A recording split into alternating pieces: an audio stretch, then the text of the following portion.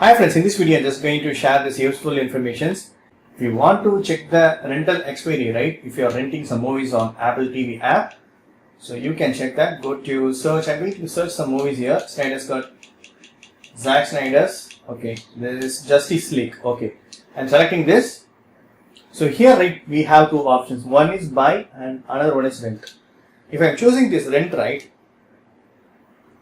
so you have 30 days to start watching your movie. I'll be having 30 days to watch this movie. So within 30 days, I have to watch the movie. And if I started watching, right, I have to complete 48 hours to finish it. So totally, whenever it is running, right, it will be calculated as 48 hours. So 48 hours to finish it after you start watching. After renting, if I didn't start the movie, I have 30 days. Even I can watch it on 29th days before it expires. Or if I started it today, right, I will have only 48 hours.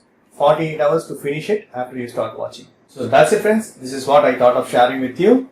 And cancelling it, buying is different. So if buy, right, you own it. Whenever you want, you can watch it.